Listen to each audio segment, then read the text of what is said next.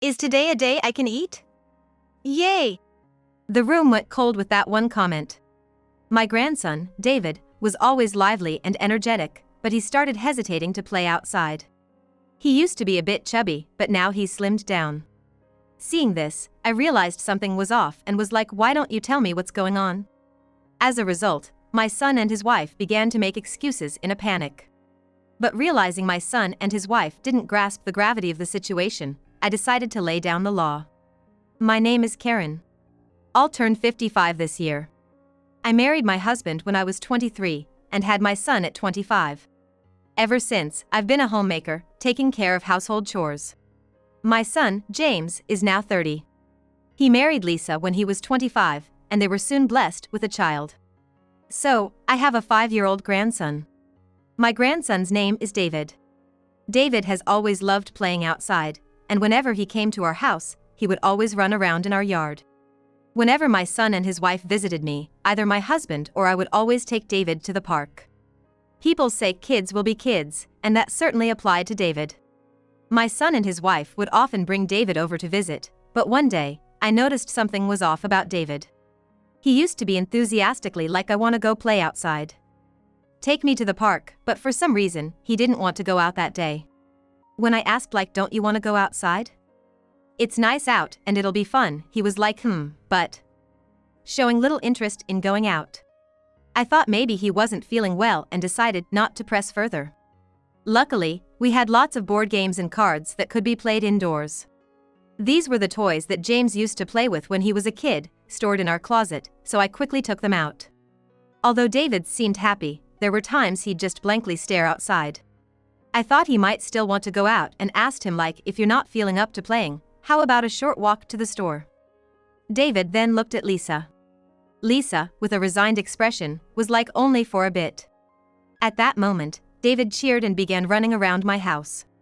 He clearly wanted to go outside. I thought being stuck in a house with just adults probably wasn't much fun for him. I was about to get ready and take David out when Lisa suddenly stopped me. Hold on a sec. In Lisa's hand was sunscreen, and she began applying it to the face and limbs of David standing next to her. I've heard that UV rays can cause skin cancer, and getting sunburned hurts. I was impressed with how diligent Lisa was in this regard. After that, we headed to a store nearby, but on the way, David kept insisting that he wanted to play in the park. I was like, just for a bit, letting David play in the park. It had rained earlier that day, and the ground was muddy. David got his foot stuck in the mud. In that moment, he fell face first, his clothes completely covered in mud. Even his face was smeared with mud. I asked David like, are you okay? Any injuries? But it seemed he wasn't hurt. However, his joyful expression from earlier had turned into one of despair. Reluctantly, I took the dejected David's hand and we headed home. Seeing the muddy David, Lisa was like, what's this? I told you not to play. Karen, please stop him next time, she exclaimed in a loud voice, scolding David. I was like, hey, kids will be kids. Things like this happen from time to time. I'll make sure to wash the clothes. I tried to calm her, but she was like, that's not the point. Thanks to James intervening and calming Lisa down, the situation was diffused. However, it seemed my son and his wife had many strict rules at home. For instance, when I tried to give David some candy we had at home, Lisa was like, we're trying not to give David candies. It spoils his dinner. I understood the concern about overeating from big bags, but they even refused small individually wrapped candies. Feeling bad for David but understanding that rules differ across households, I decided not to offer him any candies. Even after that, my son and his wife did visit, but their rules felt too strict. Whenever we ate out with my son, his wife, and David, they would always choose light meals at diners. Places like barbecue joints or steak restaurants, which kids typically like, were off limits. If that's their household rule, then it can't be helped. However, from my perspective, it seemed a bit too pitiful for the child. My husband and I would sometimes talk like, don't you think they're a bit too strict? We took James to various places when he was young, didn't we? While my husband usually didn't say much, it seemed he felt the same way watching my son, his wife, and grandson. But we concluded it wasn't our place to interfere and decided to respect my son and his wife's parenting decisions. From that time, my son and his wife stopped coming to our house. Apparently, James got busier with work and couldn't make time. They used to visit once a week, so it felt like a sudden change. While we always looked forward to seeing our grandson, our son and his wife, we couldn't help but feel a tad lonely. We continued to communicate via messages, so I often received photos of my grandson. One time, something caught my attention. He seems to look more mature. David is turning 5 this year, but comparing his recent photos to the older ones, he did seem to look more grown up. They say kids grow up fast, but seeing this made me feel like he'd be an adult in no time, and I felt a bit melancholic. About 6 months had passed since my son and his wife stopped visiting. They informed us they finally got some extended time off. The idea of a dinner gathering came up. Considering their preferences, my husband and I suggested a slightly upscale traditional American restaurant. Once we got the green light from my son and his wife about the restaurant choice, we quickly made a reservation. The thought of dining together after such a long time was thrilling. I was so excited that I barely slept the previous night. The next day, eager to see my son's family, I arrived 30 minutes earlier than planned. After a short wait, my son, his wife, and David arrived, and we were led to our reserved table.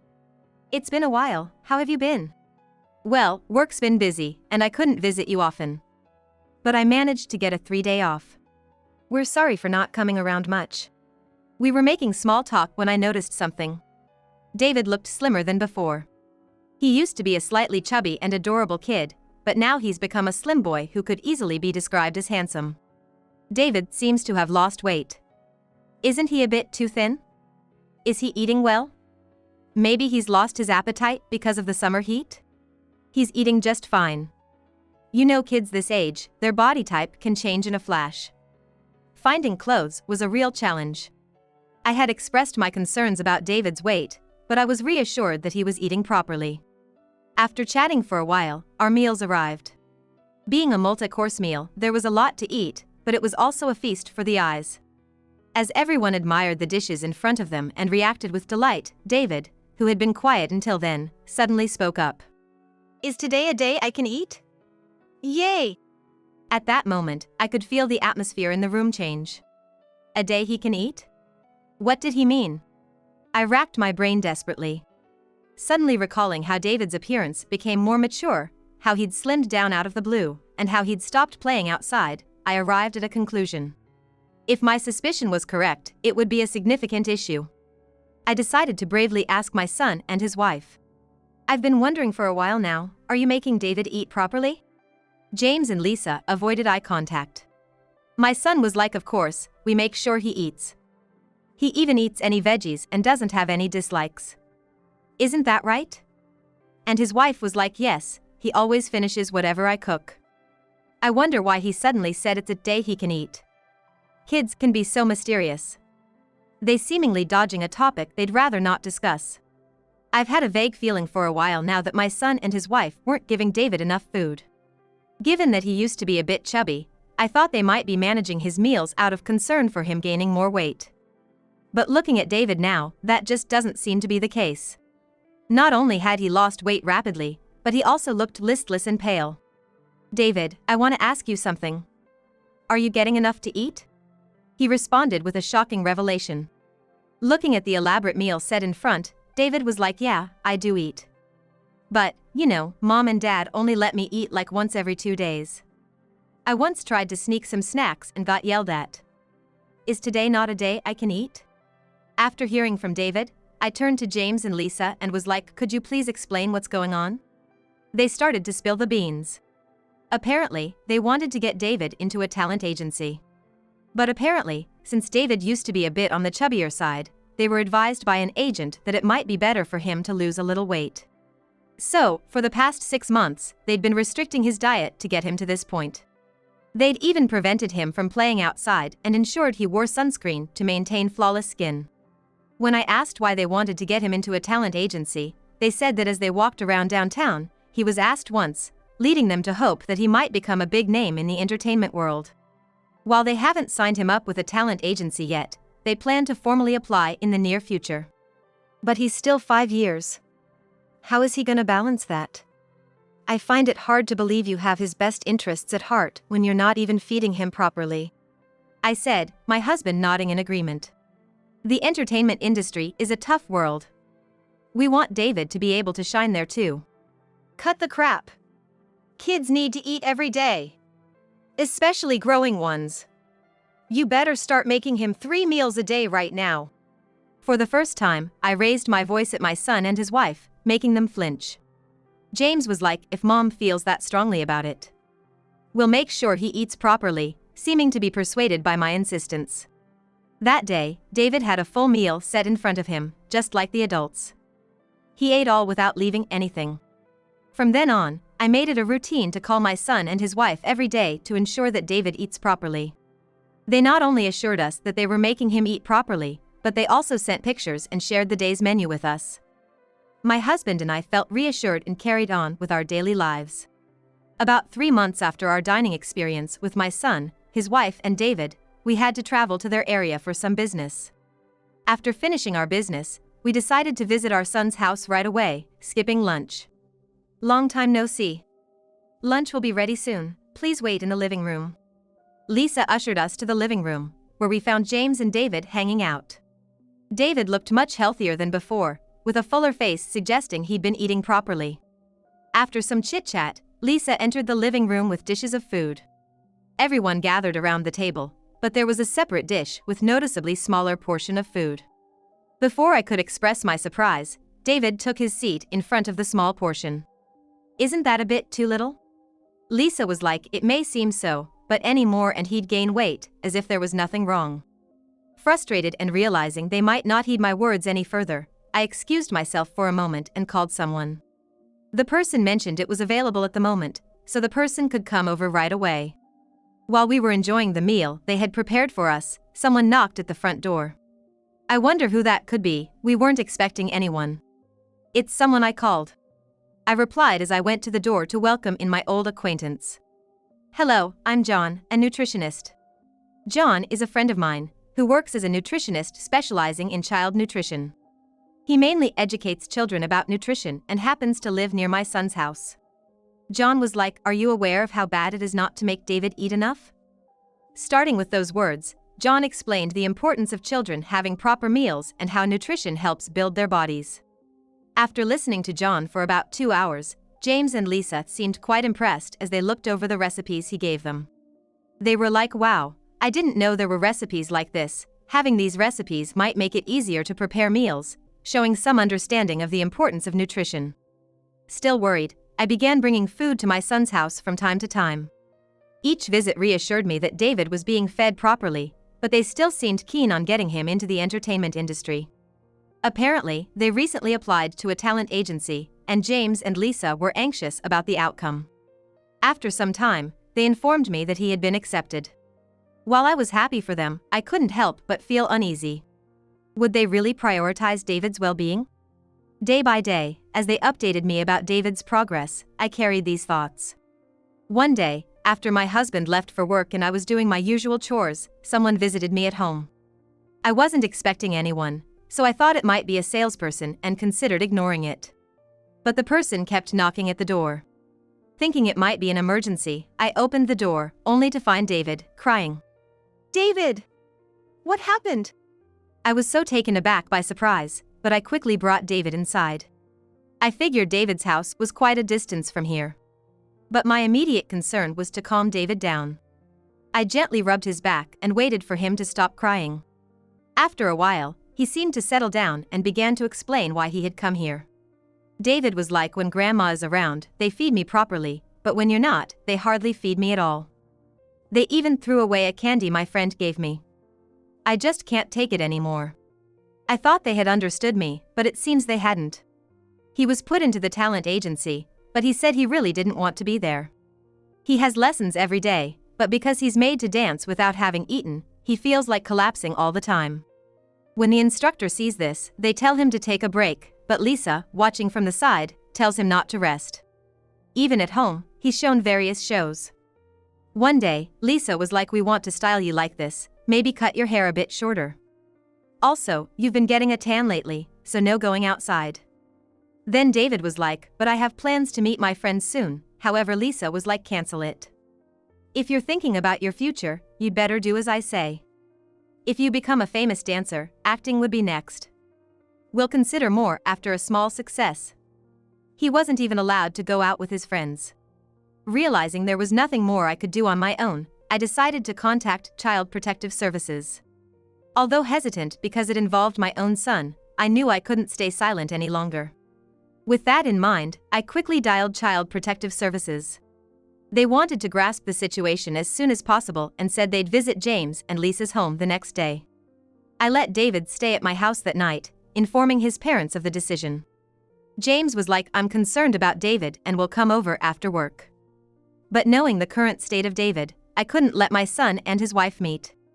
I steeled myself and responded like, "Please don't come. Even if you do, I won't let you in or let you see David. You both need to reflect on what you've done." The next day, I took David to the hospital for a thorough checkup, and the results were far worse than I had imagined. David was malnourished and seemed to be showing symptoms of asthma. His frequent near-fainting episodes appeared to be due to anemia, and he was immediately put on N4. Believing it unsafe for him to return, I decided to keep David with me, but my son and his wife vehemently objected. They exclaimed like, "He's our son. Isn't this basically kidnapping?" However, once the Child Protective Services arrived and spoke with them, they begrudgingly accepted that I'd take care of David. And later on, it was established in a meeting at my son's home that not providing meals doesn't constitute as physical punishment and they wouldn't be legally charged. However, due to the negative impact it has on a child, they were urged to change their attitude towards David. During the discussion, the child welfare representatives repeatedly advised against getting David into the entertainment industry, but the two of them, my son and his wife, were not convinced at all. Lisa argued like, "How would we know unless we try? Maybe it'll work out. Can you please not meddle in our family matters?" Watching their exchange, my husband and I realized that it'd be tough for James and Lisa to raise David happily. We considered adopting him. At first, they opposed, but when a lawyer got involved, they quickly changed their tune. Anticipating something like this, I had asked the lawyer, who's a friend of my husband's, to come over just in case. After adopting David, James and Lisa seemed to lose their spark. It seemed that making David a celebrity was their passion in life, and James apparently stopped going to work altogether. Lisa might have finally realized the importance of their son, expressing a desire to take David back, but it's too late now. I doubt I'll ever hand David back to them. Still, if they genuinely repented, I thought it might be good for them to see him from time to time. After all, for David, his biological parents are essential. Speaking of David, when he met his biological parents, his behavior seemed somewhat formal and distant. It's as if he recognizes them as the people who didn't take care of him, and it's unclear if he sees them as parents at all. He must have felt a significant amount of stress living in that household. If only I'd realized sooner. Such regrets whirl inside me. The adoption process had its challenges, but David officially became a part of our family. 1 month after the adoption. David is thriving. Sure, he eats more than other kids, but as long as he gets plenty of exercise, it shouldn't be an issue.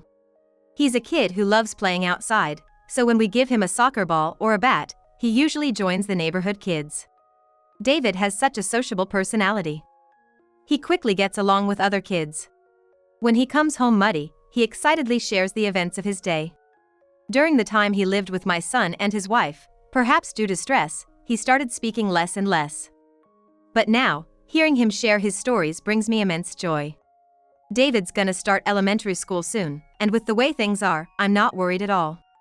I'm certain he'll make lots of friends and come home covered in mud as usual. But one thing has been nagging at me. The concern was, did my husband and I make the right decision in adopting David? After all, when we became older, might there be comments or criticisms from those around us? I also wondered if David might be concerned about that very thing. So, I decided to ask David how he truly felt. I asked him like, did you want to live with your dad and mom? Are you happy now? He was instantly like, I'm super happy. My old home felt very gloomy, and I hated being there. But now I can play outside and eat delicious food, so it's much better than before. He was like, I did feel a little sad when I left my dad and mom, but I love grandma and grandpa too. Thanks for always being with me. Hearing David's words made me genuinely relieved that my actions back then weren't a mistake. and I decided that if I ever come across a child in need, I'd act without hesitation to help them.